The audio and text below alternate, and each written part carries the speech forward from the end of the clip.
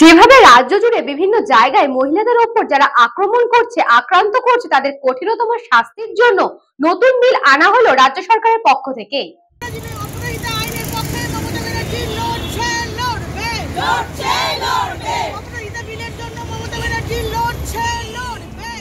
যেভাবে রাজ্য জুড়ে বিভিন্ন জায়গায় মহিলাদের উপর আক্রমণ হচ্ছে, যারা মহিলাদের উপর আক্রমণ করছে, আক্রান্ত করছে, তাদের কঠিন থেকে কঠিনতম শাস্তির জন্য নতুন বিল আনা হয় রাজ্য সরকারের পক্ষ থেকে।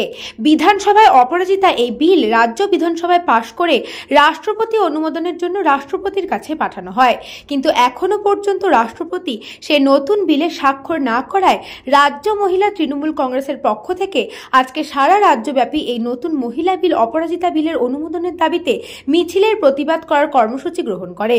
সেই কর্মসূচি অনুযায়ী আজ পানিহাটি মহিলা তৃণমূল কংগ্রেসের পক্ষ থেকে দুটি মিছিল সংগঠিত হয়।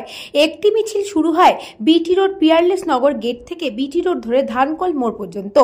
পশ্চিম পাড়ের মহিলা তৃণমূল নেতৃত্ব এবং কর্মী সমর্থকেরা অংশগ্রহণ করে এবং আরেকটি মিছিল সংগঠিত হয় একই দাবিতে পশ্চিম পানিহাটি ঘোলা বাস স্ট্যান্ড থেকে শুরু হয়ে সোদপুর মধ্যমগ্রাম রোড ধরে সোদপুর কাঁচকল মোড়ে এসে শেষ হয়। দুটি মিছিল এই অপরাজিতা বিলের অনুমোদনের দাবিতে সংগঠিত হয় এবং পূর্ব পাড়ের মহিলা তৃণমূল কংগ্রেসের মিছিলের উপস্থিত ছিলেন পানিহাটি বিধানসভা কেন্দ্রের বিধায়ক এবং মুখ্য সচেতন নির্মল ঘোষ, তন্দ্রা ঘোষ সহ পানিহাটি পৌরসভার বিভিন্ন মহিলা কাউন্সিলররা, মহিলা নেতৃত্ব কর্মী এবং সমর্থকেরা। এই দুই মিছিল ছাড়াও আরেকটি মিছিল সংগঠিত হয় দক্ষিণ কলকাতার মহিলা তৃণমূল কংগ্রেসের মহিলা কর্মীদের পক্ষ থেকে। সেই মিছিলে যোগদান করেন চন্দ্রিমা ভট্টাচার্য, রত্না চ্যাটার্জি সহ অন্যান্যরা।